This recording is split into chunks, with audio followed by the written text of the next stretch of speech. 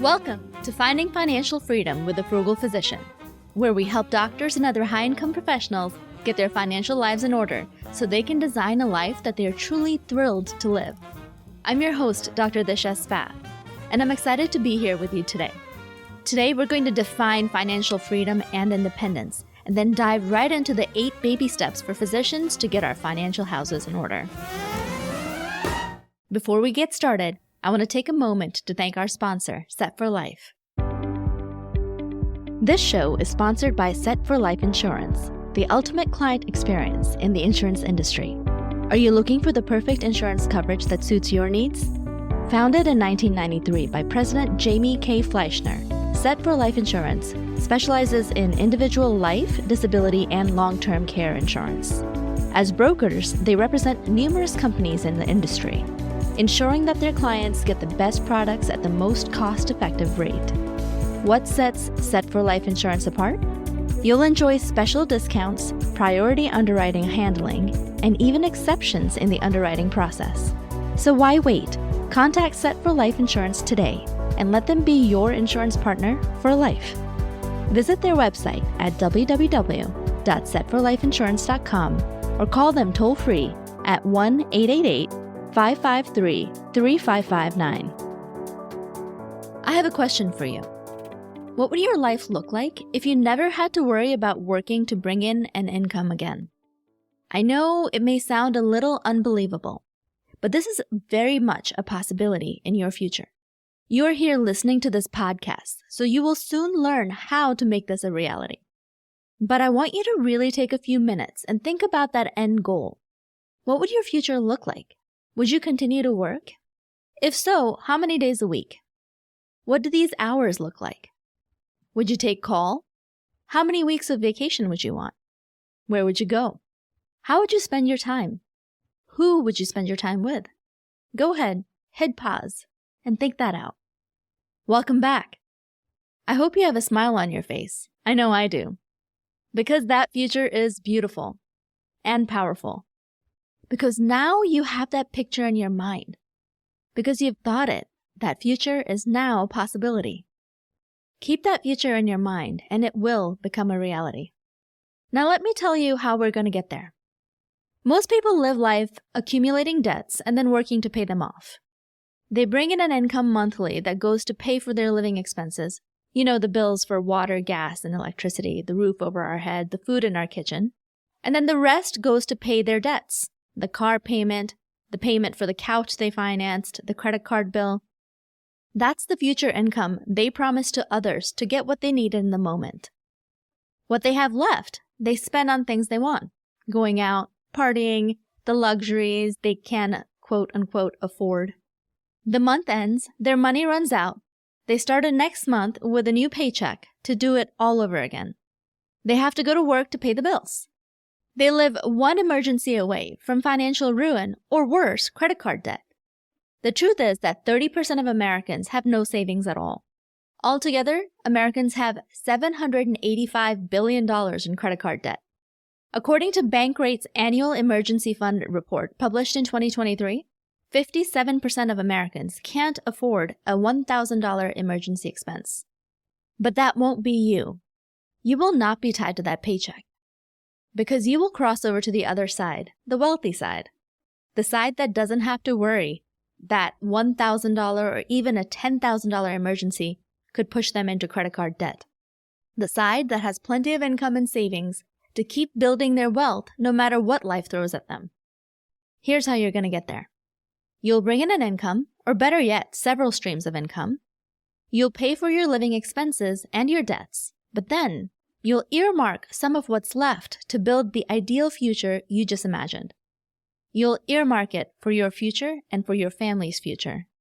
You'll take that money and put it to work to buy you assets. Assets are things that you buy that make you money. They either appreciate in value or bring you an income every month. Ideally, they do both. Assets are investments. That's in contrast to liabilities. My pet peeve is when someone says they're going to be investing in an expensive bag. But that's not an investment. Bags generally don't appreciate in value. Their market value goes down as soon as you use that item. Luxury items like that are an expense. You buy them, you enjoy them, and then you discard them. They don't put money in your pocket monthly. If you buy them with a credit card, they can become a liability, something that continues to take money out of your pocket for months to come. A liability is something that takes your future income and doesn't bring you any net positive return of money. Now that you know an asset from a liability, you'll take some of that end of the month savings and invest it in assets, things that will make you money. As you build that collection of assets, they'll add to your monthly income, and the difference between your income and expenses, plus debt payments, your delta, will grow. You'll take that delta and continue to invest steadily every month until you can pay for all your expenses with income produced from your assets. That's financial freedom. If you can get rid of your debt payments, that process will become even faster. But Disha, how can I do that when I have so many expenses and I'm currently living paycheck to paycheck, you might be saying. Don't worry, I'll lay out my 8 baby steps to do that in this episode. But first, let's go over the stages of financial freedom so you know what you're working towards. Financial freedom means different things to different people. To some people, it means being independent of their parents and being able to buy whatever they want. To others, it means having enough savings to support their family for 3 to 6 months off their savings loan so that they can find a job and do what they truly want to do. To others, it means never having to work again. Let's define it for ourselves. Most people start out financially dependent. We're dependent on our parents to take care of us as children. Then, when we get our first jobs, we become financially solvent. We are able to meet our financial obligations on our own, without depending on anyone else, hopefully. Our time is still obligated to our jobs, but we're not leaning on other people, and may even be supporting kids of our own. Many people remain in this stage of life, or financial solvency, for a long time. The next stage is financial health, or financial stability. At this stage, we have 3 to 6 months of an emergency fund. That is, we have enough saved to support our family's immediate needs for 3 to 6 months. We have enough insurance in place to cover our family in case of catastrophe, and have an estate plan in place to pass on our assets to them in case of our sudden demise. At this stage of financial health, we're able to not carry any high-interest debt. We may still have a mortgage. A lot of people remain in this stage and spend the rest of their life living here. Instead, we're going to keep going. We'll keep investing our savings in assets that actually bring in an income. In other words, we can now cross over from the ones paying the interest to the other side, the ones collecting the interest. We can become investors. As we continue to save and invest, we will have 1 year of expenses at our disposal in savings and investments. This is where the feeling of financial freedom really starts to emerge. We can handle being unemployed for a year. We can cut back hours or really shop around for a job that really fits us. Our savings and investments have started to produce an income that's significant. If we're fortunate and don't have to stop working, and if we're wise and we continue to maintain a delta between our income and expenses, we'll eventually reach lean fi. Lean fi is when our investments create enough income to cover our most basic and necessary living expenses. Keep that saving and investing going for a few more years, and voila, we reach financial independence, where our investments will cover our basic living expenses, but also the luxuries we prefer to spend on. This is objectively quantified as having enough savings and investments to equal 25 times our annual expenses. This is where people need to get to when they're ready to retire at the traditional retirement age. Some people prefer to keep going and reach the next level of financial independence, which is called fat fire. That's quantified as 35 times our annual expenses. After this, we reach the stage of abundance. That's when our passive income from all our sources will fund our lifestyle forever and also continue to grow to create generational wealth. Sounds great, right? Before you tune out because this seems impossible, I ask you this. Why not? Why wouldn't you, as a high-income professional, be able to get there? Most do reach financial independence by the age of 65. Some reach it even earlier. Some doctors are able to do it by 45. Doctors are creating financial independence for themselves all over the place these days. There's even a whole movement called FIRE, where people keep their costs of living low and aggressively save and invest to reach financial independence at a fast pace and retire early. And so can you, even if you're a primary care doc like me. As doctors, even pediatricians and primary care docs, we earn a lot more than the average population. All you have to do is keep your expenses below your income and steadily invest the rest. In future episodes, I'll show you how to do that in the most efficient fashion, through minimizing investment costs, mitigating risk through diversification, and minimizing the tax drag on our portfolio growth by taking advantage of government incentives to legally lower our tax burden. But of course, in medicine, we do have a debt situation. Most of us have to take on some debt to get us through the long and arduous training it takes to become a doctor. Okay, so how do we get a handle on that and start our financial journey towards financial independence? Let's get to the 8 baby steps. I don't know if you've heard of Dave Ramsey and his baby steps. I really got into them when I started my journey, but I quickly realized that they're not meant for doctors. The problem is we have a really high debt burden, and we have also lost out on a lot of time investing because our training is so long. He tells people to hold off on investing for retirement until all debt is paid off. And that really isn't good for us since we've already lost so much time. Also, we have a ton of liability in our field, and most of our earning potential is in the future. So we really need to make sure we get the adequate insurance in place fast. So I've modified the baby steps and made them for physicians. Here's your plan to get your financial house in order. Baby step 1, protect. Before we do anything else, we're going to get adequate insurances in place to protect our families in case anything happens to us. This means getting enough life and disability insurance and drafting a will. And of course, getting our regular health and dental insurance in place as well. Baby step 2 is to get a starter emergency fund in place. This emergency fund is going to be our safety net if unexpected expenses come up. It'll be smaller than the 3 to 6 months of a fund that we're going to build up later. Baby step 3 is to start investing and game plan student loans. Now we're going to start investing in our retirement accounts. We really cannot put that off until later.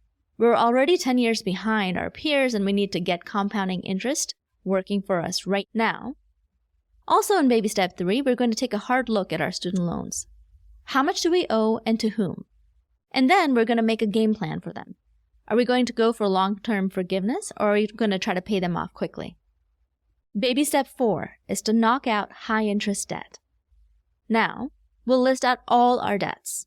If we have any high-interest debt, like anything over 10%, we're going to get rid of it fast. We're going to get really mad at it. We'll come up with the most efficient plan to get this debt out of our life fast. This may involve getting really selective with our expenses. Then baby step 5 is to max out all tax-protected space. Once we have toxic, high-interest debt out of our lives, we're going to really work hard at maxing out all our tax-protected retirement accounts. We'll go over all of these in a future episode. Baby step 6, pay off all the rest of the debt, except the house. Now that we're maxing out our retirement accounts, it's time to stop paying others interest, so you can start collecting it yourself. It's time to pay off the rest of that debt. Time to stop working hard to pay others interest, and it's time to start getting our hard-earned money working for us. So first we have to get rid of all that debt. Baby step 7. Now, once the debt is paid off, it's time to build up a 3 to 6 month cushion of emergency fund. Put some hard cash away to build freedom and stability into your life. Baby step 8. Once we have completed baby steps 1 through 7, we have achieved financial stability. Now it's time to maintain a delta between our income and expenses and continue to invest steadily to reach the different levels of financial independence we spoke about earlier. Paying off the house is an option at this point. Giving generously to our favorite causes is an option at this point. Now our problem will be how to put our money to use in the best way to get to financial independence most efficiently while enjoying life and supporting our favorite causes. Now we have rich people problems. Ready to get there? Next, we'll start going through these steps in more detail in future episodes. Now for the tip of the week. Discount stacking. Memorial Day just passed, and I'm sure many of you took advantage of the sales that just happened. But don't forget, you don't have to settle for just the discount offered by the sale. Often manufacturers put out coupons that can be stacked on top of a sale discount. Or there's a healthcare worker discount that can be applied to the sale prices. Remember, those healthcare worker discounts are available at www.thefrugalphysician.com. Or just Google if the company you're buying from offers a healthcare worker discount. On top of that, you can get cash back from sites like Rakuten that will share their affiliate referral payouts with you in form of cash back or credit card points. Also, some credit card companies like Amex Platinum and Chase Sapphire Reserve will give cash back if you sign up for an offer on their site and then use their card for checkout. It's really sweet when you can stack up some of these together to get an amazing deal on something you needed to buy anyway. Remember though, only buy what you need and don't buy what you don't need. Don't let the discount tail wag the spending dog. A big thank you for our sponsor today, Set for Life Insurance. No matter what your insurance needs are, Set for Life Insurance has you covered. They're a nationally recognized leader in disability, life, and long-term care insurance, serving clients across all 50 states. Their dedicated team specializes in assisting medical residents, physicians, dentists, business owners, and other high-income professionals. That's all for today's episode of Finding Financial Freedom with a Frugal Physician. If you enjoyed the show, please be sure to subscribe and leave us a 5-star review on your favorite podcast platform. Your reviews mean a lot and help us get the word out. If you have any feedback, suggestions, or questions to us, please reach out to me at thefrugalphysician@gmail.com, on Twitter @frugalphysician, on Facebook @thefrugalphysician, or you can join the Frugal Physicians Facebook group. It's time to say goodbye. But fear not, my frugal-minded friends. Finding Financial Freedom with the Frugal Physician will be back with more inspiration, knowledge, and money magic. Remember, the journey to financial independence is a marathon, not a sprint. Stay committed to your goals, continue honing your frugal skills, and never forget the incredible power you possess to shape your financial future. Together, we'll make waves in the world of healthcare and rewrite the rules of financial success. Thank you for all that you do for your patients, your families, and for everyone around you. Until we meet again, keep embracing frugality and living your best life. The content shared on this podcast should not be taken as individualized financial advice. We are here to share our knowledge and experiences, but it is crucial to consult with professionals such as accountants, financial advisors, or attorneys who can provide personalized guidance based on your specific needs.